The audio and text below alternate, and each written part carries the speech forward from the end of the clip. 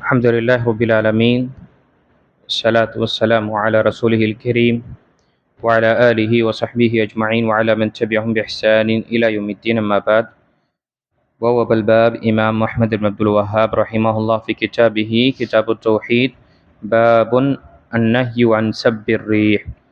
ونبي بن كعب رضي الله عنه أن رسول الله صلى الله عليه وسلم قال: لا تسبوا الريح، فإذا رأيتم ما تكرهون فقولوا اللهم إنا نسألك من خير هذه الريح وخير ما بعد وخير ما فيها وخير ما أمرت به، ونعوذ بك من شر هذه الريح وشر ما فيها وشر ما أمرت به.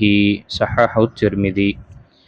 நேற்றுக்குரிய அல்லாஹ் அடியார்களே, நாம் தொடர்ச்சியாக கிதாபு தௌஹீதுடைய பாடங்களை பார்த்து கொண்டு வருகின்றோம்.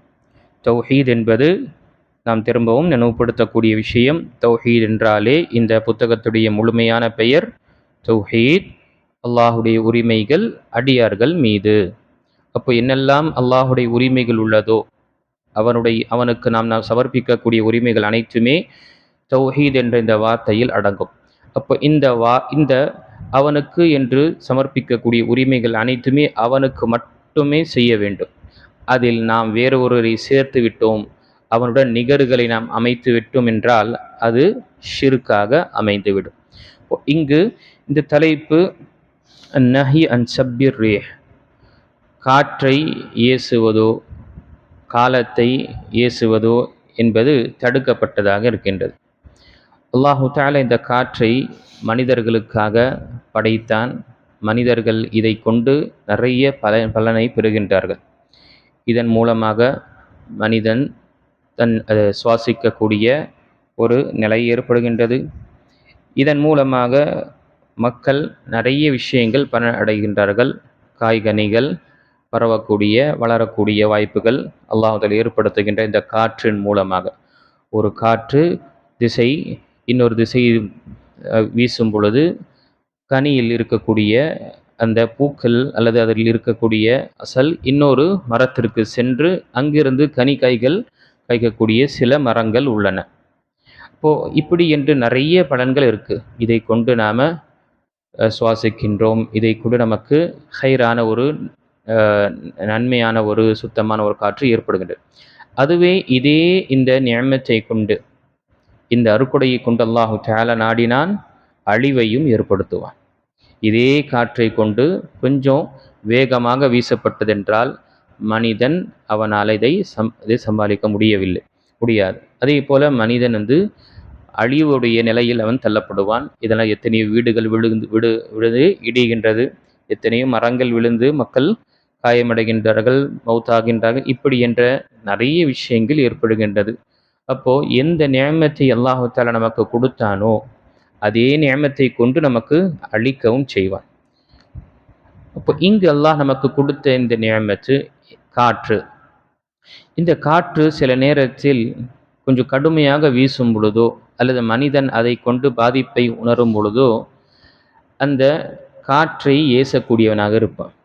அந்த காற்றை, அந்த காலத்தை திட்டக்கூடியவனாக இருப்பான். இது மார்க்கம் நமக்கு தடுக்கின்றது. மற்ற மக்களுக்கு மத்தியில் பார்க்கும் பொழுது மலையை பார்த்து திட்டுவார்கள், காலத்தை பார்த்து திட்டுவார்கள், சூரியனை பார்த்து திட்டுவார்கள். இது என்ற காற்றையும் என்ன செய்வாங்க, சூறாவளி காற்று ஏற்படும் பொழுது பேய் காத்து, வீணான ஒரு சனியங்காத்து, இப்படி என்ற சில கடுமையான வார்த்தைகளை கொண்டு திட்டக்கூடியவர்களாகவும் ஏசக்கூடியவர்களாக இருப்பார்கள். இது நம்முடைய மார்க்கம் எல்லா விஷயத்திலும் நமக்கு ஒரு வழியை காண்பிக்கக்கூடிய, நேரான ஒரு வழியை காண்பிக்கக்கூடிய இந்த மார்க்கம் நமக்கு இதிலும் நமக்கு என்ன உபதேசம் கூறுகின்றது? நீங்கள் எந்த ஒரு நிலையாக இருக்கட்டும் காற்றை நீங்கள் ஏசாதீங்க, காற்றை திட்டாதீர்கள். ஏனென்றால் காற்றை அமைக்கக்கூடியவனே அல்லாஹு தஆலா தான், அந்த ரப்பு. அப்போ அந்த ரப்பை, இப்போது ஒரு விஷயம் நமக்கு சிரமமாக இருக்கின்றால் அதை அனுப்பியவனை நாம் திட்டக்கூடியவனாக ஆகிவிடுவோம். ஒரு பொருளை நாம் திட்டுகின்றோம் என்றால் அந்த பொருளுடைய எந்த ஒரு குற்றம் கிடையாது. அந்த பொருளை அனுப்பியனோ அல்லது செய்ததோ அவரை திட்டக்கூடிய நிலை ஏற்படும். அதனால தான் நபி ஸல்லல்லாஹு அலைஹி வஸல்லம் நமக்கு இங்கு குறிப்பிட்ட திருமிதியில் வரக்கூடிய சஹீஹான ஹதீஸில் உபை இப்னு கஅப் ரலியல்லாஹு அவர்கள் அறிவிக்கின்றார், அல்லாஹ்வுடைய தூதர் ஸல்லல்லாஹு அலைஹி வஸல்லம் கூறினார்கள், லா தசுப்புர் ரீஹ். ரீஹ் என்பது காற்றுக்கு சொல்லப்படும். நீங்க காற்றை ஏசாதீர்கள், திட்டாதீர்கள். ஃபஇதா ரஅய்தும் மா தக்ரஹூன். நீங்கள் உங்களுக்கு விரும்பாத ஒன்றை அந்த காற்று மூலமாக உணர்ந்தீர்கள் என்றால், பார்த்தீர்கள் என்றால், அந்த நேரத்தில் நீங்க என்ன துஆவை கூறுங்கள்? இந்த வார்த்தை கூறுங்க, அல்லாஹும்மா இன்னா நஸ்அலுக மின் கைரி ஹாதிஹி ரீஹ். யா அல்லாஹ், இந்த காற்று மூலமாக வரக்கூடிய நன்மையையும் பலனையும் நான் உன்னிடம் கேட்கின்றேன் என்ற துஆவை கேளு. வகைரி மா ஃபீஹா.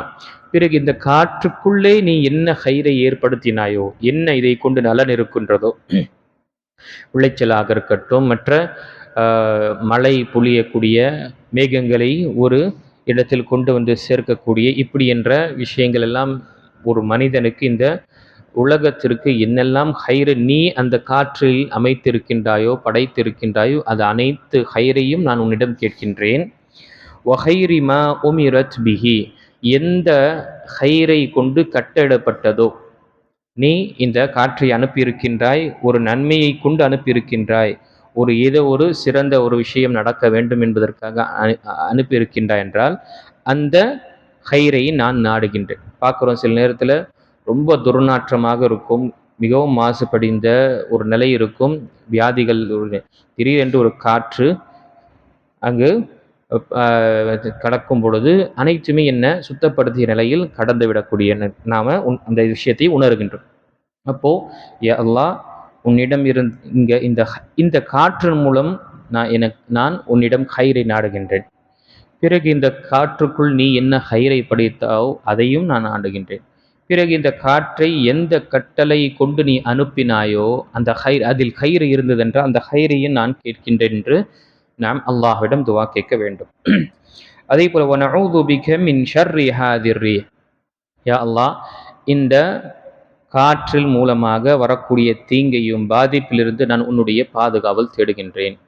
அதே போல இந்த காற்றில் நீ படைத்து வைத்திருக்கக்கூடிய தீமையோ அல்லது பாதிப்போ அதிலிருந்தும் உன்னுடைய பாதுகாவல் தேடுகின்றேன்.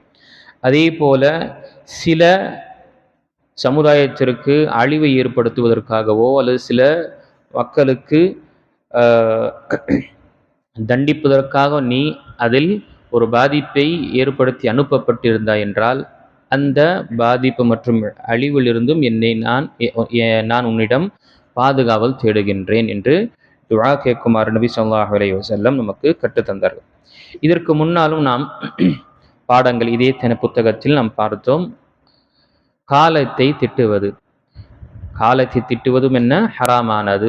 காலத்தை எண்ணாக இருக்கட்டும், மழையாக இருக்கட்டும், வெயிலாக இருக்கட்டும், இல்லை மற்ற சூழ்நிலை மாறக்கூடிய எவ்வளவாக இருக்கட்டும், அந்த காலத்தை நாம திட்டக்கூடாது என்ற ஹதீஸில் வரக்கின்றது. லா தசுப்பு தஹர் ஃபஅன தஹர். நபி ஸல்லல்லாஹு அலைஹி வஸல்லம் கூறினார்கள், அல்லாஹு தஆலா கூறுகின்றான், நீங்க காலத்தை ஏசாதீர்கள், திட்டாதீர்கள். ஃபஅன தஹர், நானே காலமாக இருக்கின்றேன். யுகல்லிபுல் லைல வன் நஹார், இரவையும் பகலையும் நான் மாற்றி அமைக்கக்கூடியவனாக இருக்கேன். உகல்லிபுல் லைல வன் நஹார். இப்போ இங்கு அதே போல இது காற்றாக இருக்கட்டும், சூரியனாக இருக்கட்டும், கொஞ்சம் வெப்பமாக அதிகமாகி கோடை காலத்தில் ரொம்ப ஒரு சிரமம் என்று உணரும் பொழுது அங்கு நாம் இந்த சூரியனை திட்டுவதோ காலத்தை திட்டுவது என்பது கூடாது. ஏனென்றால் அந்த படைப்பினங்கள் அனைத்தும் என்ன அல்லாஹுடைய கட்டளையின் பிரகாரம் சரியாக செய்யக்கூடியவர்கள். மனிதனை தவிர எல்லா படைப்பினங்களும் அல்லாஹுடைய கட்டளையை நேரான முறையில் நிறைவேற்றி கொண்டு வருகின்றார். அந்த நிறைவேற்றக்கூடிய அந்த படைப்பினங்களை திட்டுவதா? எந்த படைப்பினம் அல்லாஹுடைய பேச்சை கேட்டுக்கொண்டு அதன் பிரகாரம் நடக்கின்றதென்றால், ஒரு மனிதன் அல்லாஹ்வுக்கு மாறு செய்த நிலையில் அவனுடைய அருட்கொடைகளை பெற்றுக்கொண்டு வாழ்கின்றான். அவன் அறியாமல் என்ன செய்கின்றான்? அந்த சூரியனை பார்த்து திட்டுகின்றான், வெப்பத்தின் காரணமாக, அவனுக்கு ஏற்படக்கூடிய பாதிப்புனால, அல்லது இந்த மழை காரணமாக. என்னுடைய ஏதாவது ஒரு வேலை இருக்கும், உங்களுடைய வேலை ஏதாவது இருக்கும். அந்த நாளில் அந்த சந்தர்ப்பத்தில் திடீரென்று ஒரு மழை, திடீரென்று ஏதோ ஒரு சூழ்நிலை ஏற்படும் பொழுது நாம் அந்த காலத்தையோ அந்த மழையையும் நாம் திட்டுவதோ ஏசுவதோ பரிகாசம் செய்வது என்பது மார்க்கம் நமக்கு தடுத்து இருக்கின்றது. ஏன் அதை திட்டுவது என்பது அல்லாஹு தஆலாவை ஏசுவது போல. ஏனென்றால் நடத்தக்கூடியவன் அவன்தான், இதை நிர்வகிக்கக்கூடியவன் அவன்தான். அப்போ அந்த படைப்பினங்களை திட்டுவது என்பது அல்லாஹு தஆலா அந்த படைப்பினங்களுக்கு யார் கட்டளையிட்டானோ அவர்களை திட்டுவது. ஒருவர் ஒரு வேலையை செய்ய வருகின்றார் என்றால் அவரை திட்ட ஆரம்பிக்கும். உனக்கு யார் சொன்னாங்கன்னா இன்னார் சொன்னாங்க என்று ஒரு பெரிய ஒரு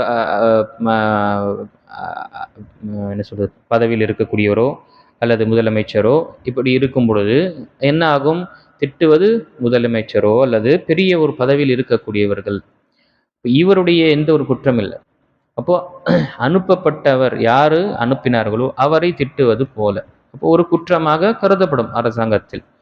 இப்போ சுப்ஹானல்லாஹ் வலில்லாஹில் மஸலுல் அலா, அல்லாஹு தஆலாவுக்கு உயர்ந்த எடுத்துக்காட்டு அவனை போன்றவன் யாரும் கிடையாது அவனுடைய படைப்பினங்களுக்கு மத்தியில். அப்போ ஒரு சாதாரண ஒரு விஷயத்திற்கு இவ்வளவு நாம் யோசிக்கும் பொழுது அல்லாஹு தஆலா அவன் அனுப்பிய இந்த காற்றில் என்ன ஹைரை வைத்திருக்கின்ற அவன் தான் அறியக்கூடியவனாக இருக்கு.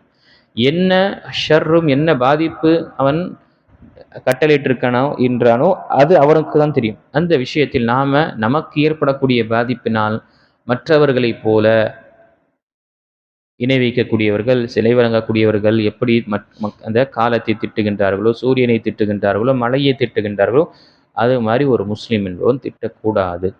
இது ஹராமானது. இது ஏன் தௌஹீதுடைய புத்தகத்தில் பதிவாகி உள்ளது? ஏனென்றால் இந்த காலத்தை நிர்வகிக்கக்கூடிய ரப்புல் ஆலமீன் அவன் மட்டும்தான், அவன் தனித்தவன் இதில். அப்போ இது அவனுடைய உரிமைகள், அவனை திட்ட கூடாது என்று நபி ஸல்லல்லாஹு அலைஹி வஸல்லம் நமக்கு காண்பித்திருக்கிறாங்க. அந்த காலத்தை அல்லது அந்த காற்றை திட்டுவது என்பது அல்லாஹு தஆலா அந்த நிர்வகிக்கக்கூடிய ரப்புல் ஆலமீனை திட்டுவது போலதான். இந்த ஹதீஸில் மிக முக்கியமான பாடங்கள் பார்க்கும் பொழுது கண்ணியத்துக்குரிய அல்லாஹ் அடியார்களே, அல்லாஹ்வுடைய கதரின் மீது, விதியின் மீது நாம் பொருந்தி கொள்ள வேண்டும். இந்த உலகத்தில் என்னெல்லாம் நடக்கின்றதோ அனைத்து விஷயத்திலும் நம்முடைய பொருத்தமும் திருப்தி இருக்க வேண்டும். என்ன திருப்தி இருக்க வேண்டும்? நடக்கக்கூடிய அனைத்துமே அல்லாஹ்வுடைய நாட்டம் பிரகாரம் தான் நடக்கின்றது. அதை நாம் பொருந்தி கொண்டு நம்முடைய வாழ்க்கையை ஒரு ஈமானியர்களாக ஒரு நிலையில் நாம் வாழ வேண்டும். இல்லை என்ன ஆகும்? இதை திட்டும் பொழுது அவன் என்ன செய்கிறான்? விதி, அல்லாஹு தஆலா நிர்ணயித்த விதியை பொருந்தி கொள்ளலை, அவன் சாட்டிஸ்ஃபைட் ஆகலை. மாறாக இதை ஏன் இந்த நேரத்தில் செய்யணும்? ஒரு கேள்வி, அல்லாஹு தஆலாவுடைய விதியில் ஒரு கேள்வி. இந்த நேரத்தில் தானே பெய்யணுமா? இந்த நேரத்தில் தானே காற்றடிக்கணுமா? இந்த நேரத்தில் தானே இதான் இப்படி என்ற நம்முடைய தனிப்பட்ட ஒரு பலனுக்காக, தன்னுடைய தேவை நிறைவேற்றுவதற்காக இவ்வளோ பெரிய ஒரு பிரபஞ்சத்தை நடத்தக்கூடிய ரப்புல் ஆலமீன் அவன் அனைத்து விஷயத்தையும் அறியக்கூடியவன். அவன் காற்றையோ அல்லது மழையையோ அல்லது வெயிலையோ கொண்டு வரும் பொழுது அது அவனுக்கு தெரியும். அவனுடைய ஞானத்தில் அது அனைத்துமே இருக்கு. நம்முடைய ஒரு அற்பமான சொற்பமான சின்ன ஒரு வேலையை நிற்கின்றது என்ற காரணத்தினால இந்த காலத்தையோ அல்லது படைப்பினங்களையோ திட்டுவது என்பது இது சரியானது கிடையாது. இப்படி செய்யக்கூடியவர்கள் அல்லாஹுடைய தக்தீரில், விதியின் மீது முழுமையான ஈமானை கொள்ளவில்லை. அது அவர்கள் விதியில் என்ன செய்கிறாங்க? கேள்வியை எழுப்புகின்றார்கள். திட்டுவது என்பது என்ன? கேள்வி, ஏன் இந்த நேரத்தில் பெய்யணும், என்ன அவசியம்தானா என்ற ஒரு கேள்வி எழுப்பக்கூடிய நிலை ஏற்படும். அதான் மார்க்கம் நமக்கு தடுக்கின்றது. அல்லாஹ் விதித்த விஷயத்தை இந்த பிரபஞ்சத்தில் என்னெல்லாம் நடக்கும் என்று அவன் நாடி இருக்கின்றானோ அதை கொண்டு நம்மை சமர்ப்பித்து விட வேண்டும். நம்மை என்ன செய்யணும்? சப்மிட் செய்யணும். அதே போல அல்லாஹு தஆலா நமக்கு என்று என்னெல்லாம் ஷரியத்துடைய சட்டங்களை நிர்வகித்தானோ அதிலும் நம்மை சமர்ப்பித்து விட வேண்டும். எப்படி மார்க்க சட்டங்கள் இதை செய்யணும் என்று இருக்கும் பொழுது அதை நம்ம செய்வதற்காக வருகின்றோமோ அதே போல இந்த பிரபஞ்சத்தை நடத்துவதற்காக சில சட்டங்கள் அல்லாஹ் தஆலா அமைத்தான். அதற்கு தான் என்ன சொல்லுவாங்க? அஹ்காமுல் கௌனியா என்று சொல்லுவாங்க. இந்த பிரபஞ்சத்தை, இந்த யூனிவர்ஸை நடத்தக்கூடிய நிர்வகிக்கக்கூடிய சில சட்டங்கள். அந்த சட்டத்திலும் பொருந்தி கொள்ள வேண்டும். எப்படி அஹ்காமு ஷர்ஈயா, மார்க்க சட்டங்கள், இது செய்ய வேண்டும், இதை செய்யக்கூடாது என்று சொல்லப்படும் பொழுது இதை செய்கின்றோம், இதிலிருந்து விலகி இருக்கின்றோம் என்று செய்யும் பொழுது அதே போலதான் அஹ்காமுல் கௌனியா, குறிப்பாக பிரபஞ்சத்தில் ஏற்படக்கூடிய அனைத்து நிகழ்வுகள் அனைத்துமே அல்லாஹ்வுடைய நாட்டின் பிரகாரம் தான் நடக்கின்றது. ஏதாவது ஒரு அதில் ஞானம் இருக்கும், தத்துவம் இருக்கும், விஸ்டம் இருக்கும் என்று நாம் ஈமான் கொள்ள வேண்டும்.